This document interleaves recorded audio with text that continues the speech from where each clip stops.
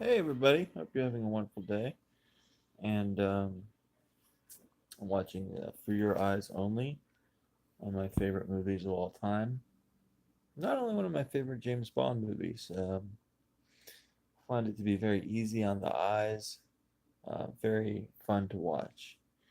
So anyway, I hope everyone's having a great day out there. I figured I'd discuss a director that I'm quite fond of. I haven't seen all of his movies, but I've seen a lot of the major theatrically released ones. And because of my fondness for his work, I actually became friendly with him, corresponding through email and phone, internet, I guess you would say. Um, so I hope to be having him on future discussions or anything like that. But I figured since I did pick up, what it amasses to being some special features or information on the making of these movies, that I'd put out kind of uh, video discussion series about my friendship with him and also about the movies in general that he's made. And if this goes well and people like the videos and everything like that, I'll probably do that for a couple of the other filmmakers that I'm friendly with, such as Bob Raffleson and Richard Rush. Bob Raffleson made quite a wide variety of movies, as did Richard Rush. And there are some other filmmakers that I can reach out to and do all this and that with as well. But without any further ado, let's start the discussion about Peter Hyams. Peter Hyams is a pretty rare director in that he's his own cinematographer as well. I believe in most or all of his movies, with some maybe there's some exceptions. I'm not positive, but more of his mainstream ones for sure. He is his own cinematographer, and I would like to thank Ravens Film Productions, who has quite an immense YouTube channel full of commentaries and information, reviews and discussions, etc. I'd really like to thank him for his um, discussion of Sudden Death, which is a Peter Hyams, John Claude Van Damme movie from the 90s about terrorists taking over a hockey arena where the Pittsburgh Penguins play. A very famous film. And he's so correct in pointing out the amount of depth and scale and um, location and geography and how well directed that movie is. That it really, we brought up some other comparison that he's, you know, John McTiernan maybe has higher points in his career, but Peter Hyams, in terms of his hits or in terms of his high quality movies, I guess, not any of them really huge hits. Um, his high quality movies and his ability to really navigate through action, science fiction, mystery, thriller, drama, comedy as well, um, is unrivaled. Uh, Obviously there's the big time, big budget people, but with his budgets, what he's able to attain is pretty amazing. And I don't ever really think Peter Hyams gets that kind of respect. So I'm not really going to rank the movies. I'm going to maybe have to cut this off at a certain point. But let's start it out with Capricorn 1. It's the first one by him that I saw. That stars Josh Brolin's father, James, I believe, and Sam Waterston, Hal Holbrook, Elliot Gould. Um, Huge cast. Brenda Vaccaro, O.J. Simpson. Tremendous movie. I highly recommend everyone see it. Telly Savalas. Um, from such a young director to make that movie, basically goes like almost like a disaster movie. It goes actually like a conspiracy thriller, comedy at times, madcap at times. Capricorn One, quite a movie experience. Would really have loved to have been alive to see that on the big screen, but it lives on through a pretty good Blu-ray that I own and some other home media releases that I know of. I think there's a documentary about the making of it. I'd love to see that. The next film that I've seen that he made. Let's make sure I didn't write any of this down, so it's all from memory. Is Outland, and I believe that's around 1980. That's a Sean Connery sci-fi epic, I guess you would say. Sure, I've seen it. I think it was around 2001 or 2002 that I saw it. I, got a lot out of it. Uh, there's a lot of Sean Connery movies, non-Bond movies that I might do a video about because I've clearly seen quite a few of them, including the one we're going to talk about in a couple minutes, which I like a lot more. It's not that I don't like Outland, it's just, there's some very, very good looking things about it, but the story and some of the way the movie goes, I don't like as much as the look of it, I guess. I don't want to miss anything. 2010, he makes, I believe, in 1983, 84, 85, something like that. Not too sure. But this is probably my favorite movie by him. I'm not positive, but I find it to be just an absolutely wonderful and beautiful movie. I remember being in like a camp. When you're a kid, you go to camp, and they would put this on for us a lot. And I remember falling asleep and just watching this movie a lot as a kid.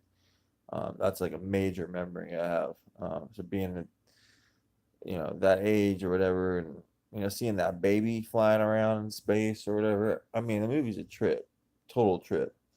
It's more digestible than 2001. Like I say that again, it's a more digestible movie. You can put it on and just enjoy it. Helen Mirren's great in it. The Russian dude's great in it. John Lithgow's great in it. Roy Scheider's great in it.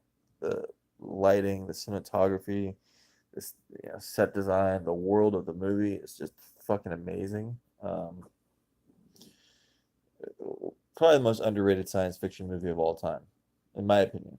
Uh, I like the documentary about the making of it, which was a little bit longer.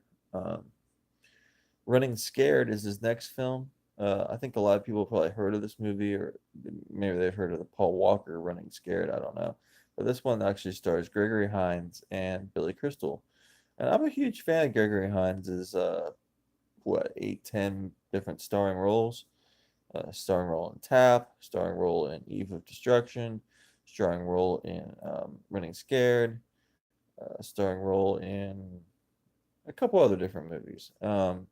A huge fan. I wish he was in more. I wish he was a action star in more movies. He and Billy Crystal do a very good job as the buddy cop action stars in this. Comes out before Lethal Weapon. Darlene Flugel is in it from To Live and Die in L.A. Rest in peace, an old friend of mine. Um, so that's, oh man, I always, whenever I even bring her up, it makes me a little emotional. So yeah, it was a big hit. Not the best buddy cop movie, not the worst. Um, but to think that this is just a guy that made 2010, and then he goes and transitions and makes that, and then the movie before that, Capricorn One. You know what I'm saying? He's just a really tremendous director. Presidio is his next one. I'm gonna make sure I don't go off track so I don't remember all this. Presidio is a movie starring Mark Harmon, Sean Connery, Meg Ryan, Jack Warden, among many others. Um, Very underrated movie. Very by the books, almost like a television procedural, but extremely, extremely well done, well crafted. Um, I remember it being advertised on posters outside the theater. Maybe it was delayed for a year or two, and I didn't know that because I think there was a Phantasm movie coming out around the same time. I was like, oh, that's weird. And it's a Phantasm movie because I don't know, I wasn't too good at reading. I just saw the P, and I was like, what's up with that? But anyway, that's Presidio. It takes place in the San Francisco area. It's more of a like a 2-hour episode of NCIS, but in a really good way. Um, and it just lays the groundwork that Mark Harmon would work in that genre. Here he is in 1988 working in a naval crime deal. And he had a 3-picture deal, I believe, with Paramount at the time. It was Summer School, The Presidio, and Stealing Home. So that didn't work out too well. Those are three movies someone was piling on stealing home in a review. I think Ebert and Siskel. I don't remember who. I don't find that to be that poor of a movie. I don't find Summer School to be a poor movie either, but that wasn't a huge hit, and this wasn't a huge hit, The Presidio. So I really hope I don't skip one. I think I might be though. 1988 to 1992 is Stay Tuned. I hope I'm not skipping his 1990 movie, but if it is, I'll post about it. Let me see if I can navigate away from this real quick.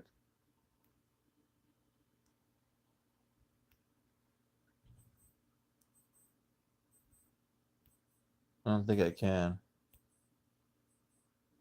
I wish I could though. Well, I don't know what he makes in 1990, but I got to think about it a little bit more. Anyway, he makes Stay Tuned in 1992, and it's a movie where they get stuck in the TV, and it's hell. Jeffrey Jones, John Ritter, Pam Dauber, um, some child actors are in it. Very inventive movie. Salt and Pepper is in it. If you've never seen it, you gotta check it out. He basically makes like 35 short films in it, all designed by him, production design, cinematography, working in the different genres of television. The special features on it are pretty cool too. I hope I'm not missing one. Anyway, Time Cop is what it is. I hope you all have seen it before. If not, go check it out again. Probably one of the better Van Damme movies. And then also Sudden Death, which got us on this subject. So as you can see, I mean, he ain't no genre hack. He jumps around, and even with working with Van Damme twice, one's a sci-fi action and one's a Die Hard type action, which is pretty different. Then he makes End of Days with the Gabriel Byrne playing Satan, Robin Tunney in it. Um, Really an interesting film. And then A Sound of Thunder, I think he makes around 2005. I remember seeing parts of it on cable once. It's not bad. I mean, it's not as bad as I've seen some of the reviews for it. So anyway, I hope I'm not skipping over anything significant, but as you can see, he's had The Relic. Yeah, I'm skipping over something very significant. He makes what is probably one of the best indoor or in tunnel or in a contained area, in a city, in a building, whatever you want to describe it. One of the best creature features set in those circumstances. In meeting Tom Sizemore, it's been an honor to talk to him about the making of that movie and some of his other films. It also features Penelope Ann Miller, when Penelope Ann Miller was in, so many different movies per year. So that's basically the director's career of Peter Hyams. I mean, um, I very much enjoy a lot of his films, and we'll post something to what other movie I may have left off here. But thank you so